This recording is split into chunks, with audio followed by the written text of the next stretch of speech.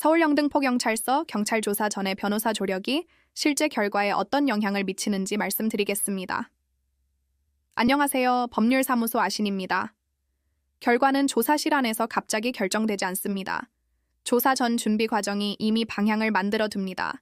혐의 인정 범위를 어디까지 둘지, 다툴 부분은 무엇인지, 피해 회복은 어떻게 진행할지 정리되지 않은 채 들어가면 기록이 먼저 굳어집니다. 이후 번복은 쉽지 않습니다. 말 한 줄이 법적 평가로 남는 구조, 참 부담스럽게 느껴질 수 있습니다. 그래서 조사 전 조력이 결과에 영향을 줍니다. 실무에서는 사건을 먼저 구조화합니다. 절도는 점유와 고의, 성범죄는 동의와 진술 일관성, 사기는 기망과 인과관계가 핵심입니다. 같은 형사사건이라도 쟁점이 다릅니다. 이를 구분하지 않으면 조사 중 질문에 끌려다니게 됩니다. 정리된 상태에서 조사에 임하면 진술의 범위와 톤이 달라지고 그 차이가 송치 의견과 기소 여부에 영향을 줍니다. 또 형사 절차는 단독으로 끝나지 않습니다. 조사 내용이 민사 손해배상, 직장 문제, 출입국 심사로 이어지기도 합니다. 그래서 형사 민사 행정을 분리하지 않고 한 흐름으로 봅니다.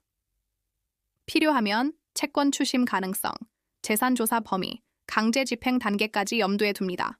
부동산 분쟁은 계약 구조부터 다시 보고 가사 사건은 이후 분쟁 가능성까지 설계합니다. 형사조사도 이런 전체 맥락 속에 놓여 있습니다. 상담 단계에서도 바로 선임을 전제로 밀어붙이지 않습니다. 사실관계와 시점, 증거를 하나씩 확인하고 위험도를 설명합니다. 병원에서 검사 없이 수술하지 않는 것과 같습니다. 맞지 않는 판단이 더 나은 경우도 있습니다. 다만 맞게 되면 조사 단계부터 재판, 이후 집행까지 책임 구조를 끊지 않습니다.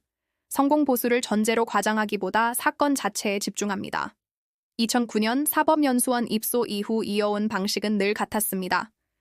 내일 바로 조사에 들어간다는 기준으로 자료를 정리하고 가능성과 한계를 동시에 설명합니다. 2014년 개소 이후 금액이나 처리 문제로 분쟁 없이 유지해온 것도 이런 절차 중심 태도와 연결됩니다.